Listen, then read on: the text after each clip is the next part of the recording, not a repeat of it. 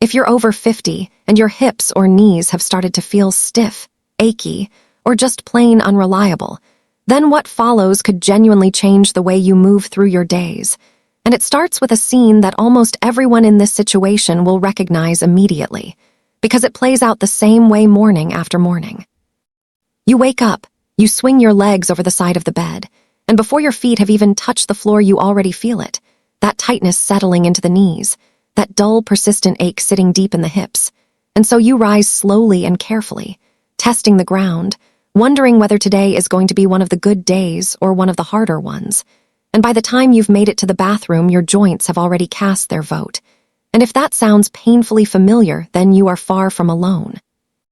Because most people are never told the full story about what's actually happening to their hips and knees after 50. And one of the more revealing pieces of research on this came out of Osaka University's Department of Orthopedic Surgery, where investigators followed more than 1,400 adults living with hip or knee osteoarthritis. And what they found ran counter to the assumption most people carry around with them.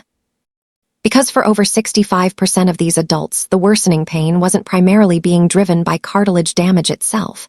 It was being driven by something far more fixable, namely poor circulation of the fluid that lubricates the joint, muscles around the joint that had grown weak from disuse, and a range of motion that had quietly shrunk over months and years, until the joint simply stopped being asked to move the way it was built to move, and none of that responds to medication alone. And interestingly, when researchers looked at the seniors who reported the least pain and the greatest ease of movement, they found a shared habit running through nearly all of them. A specific, repeatable set of movements practiced every morning and reinforced throughout the day.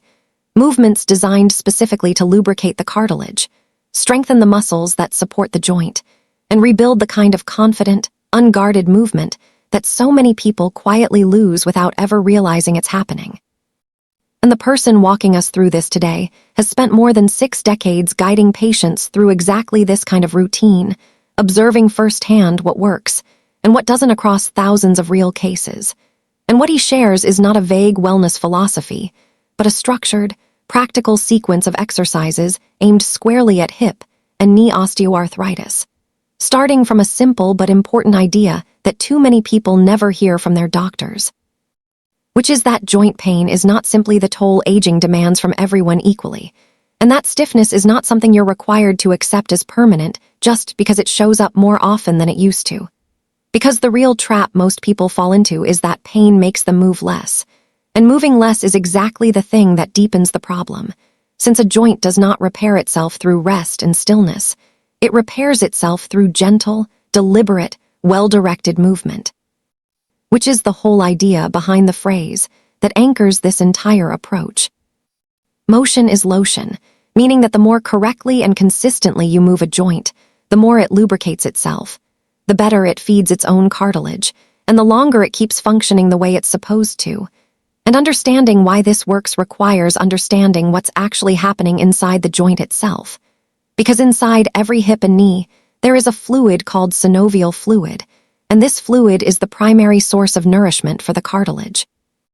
That smooth, protective layer sitting over the ends of the bones, and cartilage itself has no blood supply of its own, so it depends completely on that synovial fluid for everything it needs to stay healthy. And here is the detail that changes everything once you understand it,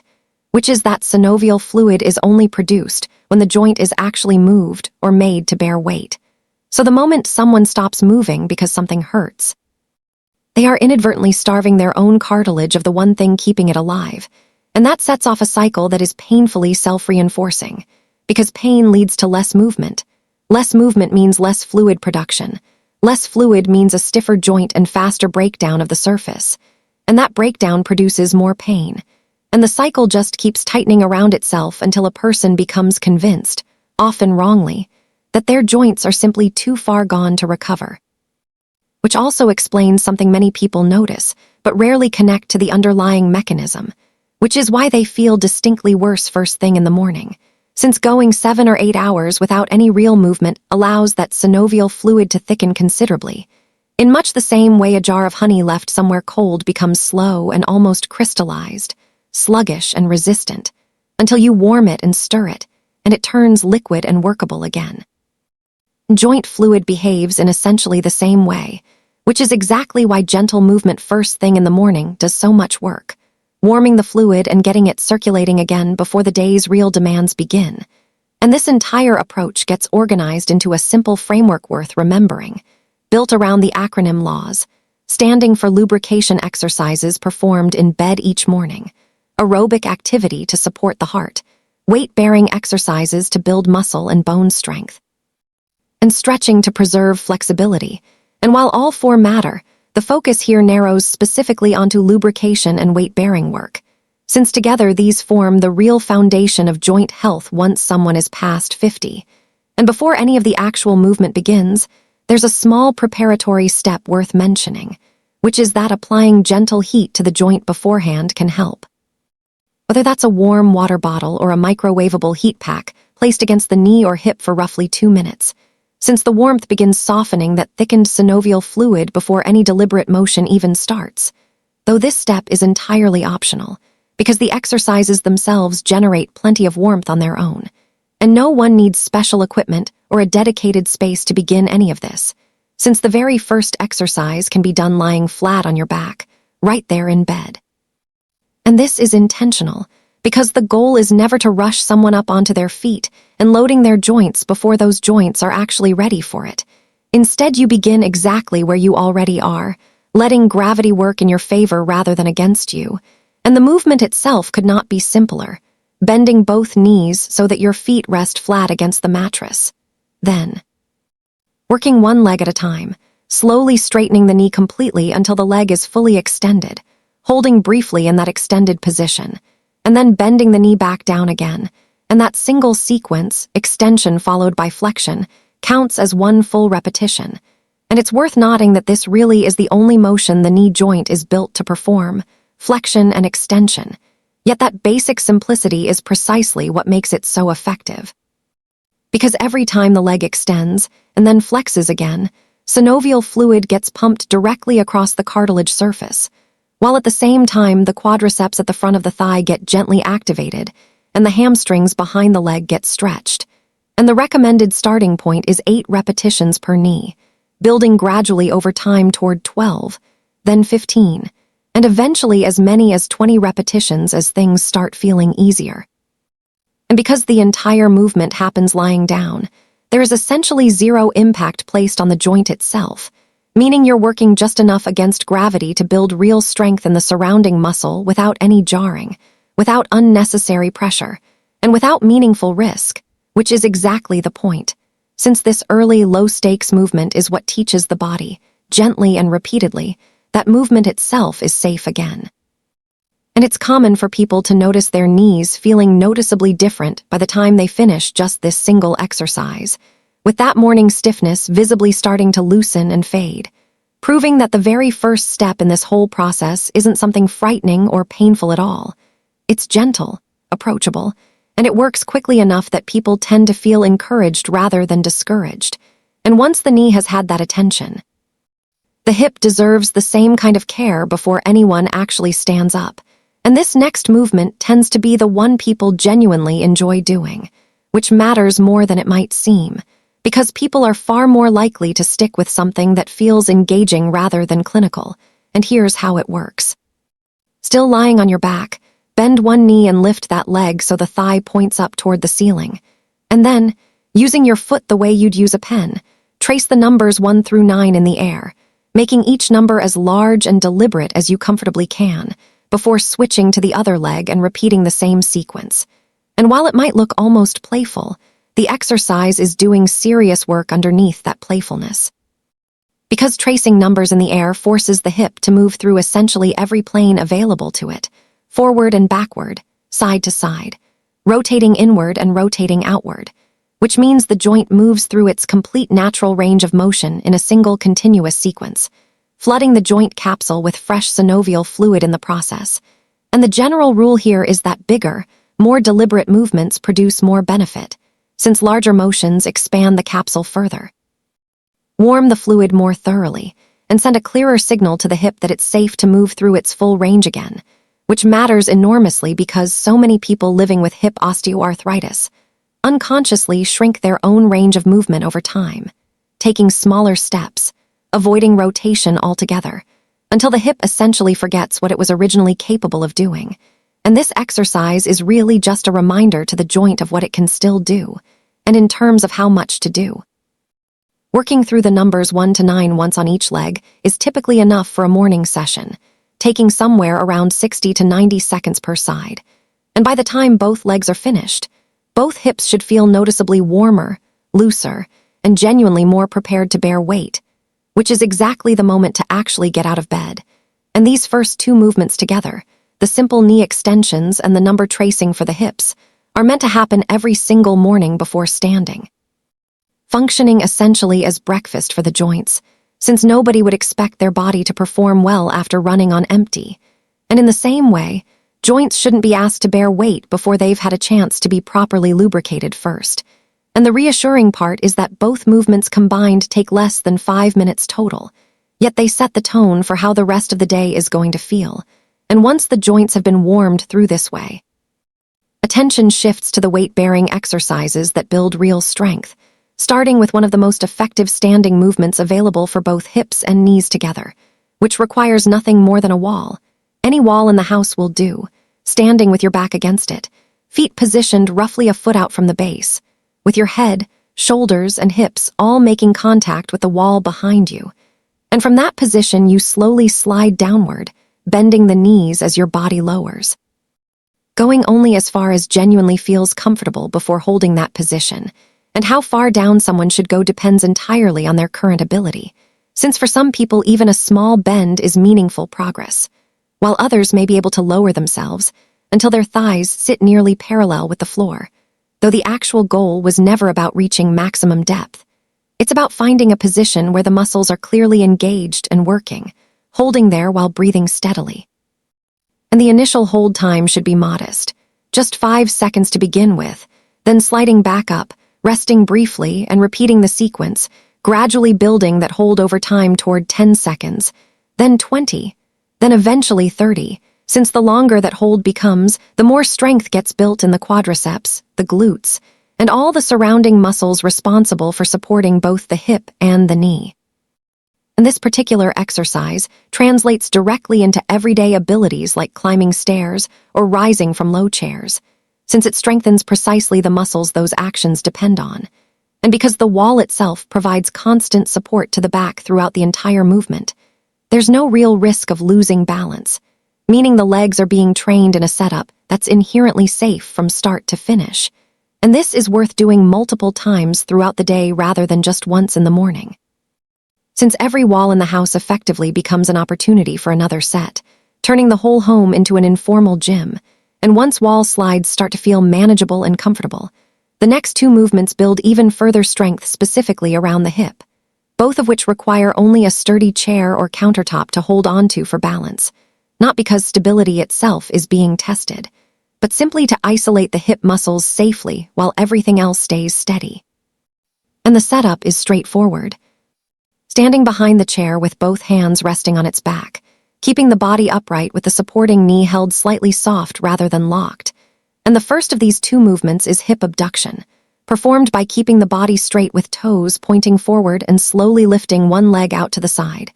being careful to keep that knee straight throughout and avoiding any tendency to lean the trunk in the opposite direction,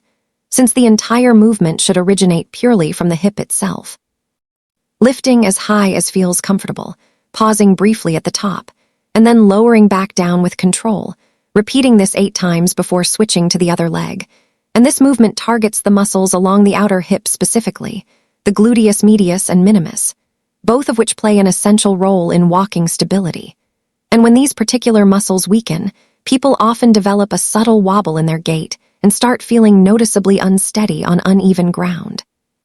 So strengthening them tends to restore a level of confidence with nearly every step taken afterward. And the second movement in this pairing targets the back of the hip instead, performed by still holding onto the chair while lifting one leg straight out behind you, again keeping that knee straight and the trunk upright without arching the lower back, moving in a small, focused motion, lifting, pausing, and lowering with control, repeated 8 times on each side. And taken together, these two movements work the glutes from 2 distinct angles, abduction addressing the side of the hip and extension addressing the back of it, building a genuinely stable, well-rounded foundation around the entire joint. And as strength improves over time, repetitions can be increased toward 12, 15, or even 20, with some people eventually adding light ankle weights, though only once the base movement itself has become easy and controlled. And one thing worth emphasizing throughout all of these movements is just how controlled they remain, with no jerky motion and no reliance on momentum at any point, since that controlled, deliberate quality is precisely what makes these exercises effective, building strength more efficiently while protecting the joint from unnecessary stress. And there's also something almost meditative about moving this slowly and intentionally, a sense of building steadily rather than rushing toward some arbitrary finish line. There are 2 remaining exercises left in this sequence, arguably the most directly functional of the entire set, since both map almost exactly onto movements required constantly throughout daily life, starting with the sit-to-stand exercise, which is exactly what its name suggests, beginning seated at the edge of a sturdy chair without wheels, feet flat on the floor and spaced roughly hip-width apart, then standing up fully from that seated position before lowering back down again with control. Completing 1 full repetition, and while the movement sounds almost too basic to matter, the way it's performed changes everything about its effectiveness, since the real key lies specifically in the descent, because virtually anyone can simply drop back down into a chair without much thought, but lowering slowly while actively resisting gravity the entire way down is what genuinely builds strength in both the quadriceps and hamstrings. And a helpful technique here involves counting to 3 or 4 throughout that descent, staying aware of the muscles actively working the whole way down, touching the seat lightly at the bottom rather than collapsing into it, and then rising back up to repeat the sequence, starting with roughly 8 repetitions and building gradually toward 12, 15, and eventually 20 as strength improves. And some people find it useful to fold this movement into every single time they sit down throughout their day, effectively turning every chair in the house into another training opportunity. And over time, many notice they've stopped needing to push off with their arms just to stand, and stopped avoiding lower sofas out of concern their legs might not manage the effort, because their legs have simply become more reliable again. And the final exercise in the sequence is the step exercise, which requires either a staircase or a single sturdy step, along with, importantly, a railing to hold onto throughout. Since safety always comes first here, and the movement itself involves facing the step directly, placing 1 foot up onto it, pressing firmly through that leg to lift the entire body upward, and then stepping back down again, repeating this same motion on the same leg for roughly a minute or about 20 repetitions before switching over to train the opposite leg in exactly the same way. And training each leg individually like this often reveals a meaningful imbalance between the 2 sides that might otherwise go unnoticed. Information that becomes genuinely useful in knowing exactly where additional focus is needed going forward. And this particular exercise carries extra significance because climbing stairs tends to be one of the very first abilities people start losing as hip and knee osteoarthritis progresses. So training that specific movement deliberately and consistently helps preserve it for much longer than it would otherwise last. And this same step movement can also be performed laterally, standing beside the step rather than facing it directly and stepping up sideways before lowering back down again, which works the outer hip muscles in a way quite similar to the abduction exercise described earlier. And combining both the forward and the lateral versions of this step exercise builds genuinely comprehensive strength surrounding the entire hip joint. And taken together, all 7 of these movements form a complete, coherent program. Lubrication work handled first thing each morning followed by weight-bearing strength work carried out steadily throughout the rest of the day. And when practiced consistently, these movements really can transform how hips and knees feel on a day-to-day basis. Though there remains one important caveat worth stating clearly before wrapping up, specifically for anyone who has undergone a recent hip replacement, since surgeons typically provide very specific precautions following that kind of surgery, because certain movements can genuinely put a new hip at risk of dislocating, meaning it's important to avoid crossing the legs, avoid bending the hip beyond 90 degrees, and avoid any twisting motion at the hip joint itself. and some of the exercises described here may simply not be appropriate during roughly the first 3 to 6 months following that kind of surgery, which is exactly why checking directly with a surgeon before beginning any of this remains essential, since every individual surgery and every recovery timeline differs meaningfully from person to person, and for everyone else. The closing message worth carrying forward is simply that consistency matters far more than intensity ever will, meaning nobody needs to perform any of these movements perfectly, and nobody should ever push forcefully through genuine pain in an attempt to progress faster, since the real work here is simply showing up morning after morning and moving with real intention, allowing small, modest efforts repeated steadily over weeks to accumulate into meaningful, lasting change. And there's something genuinely hopeful buried in that idea, the recognition that the body remains capable of real adaptation even well into someone's 50s, 60s, or 70s, and that people who once assumed they'd never move comfortably again have gone on to reclaim exactly what they thought had already been permanently lost. Because joints, quite simply, want to move, and in most cases they're really just waiting for the right kind of permission to start again.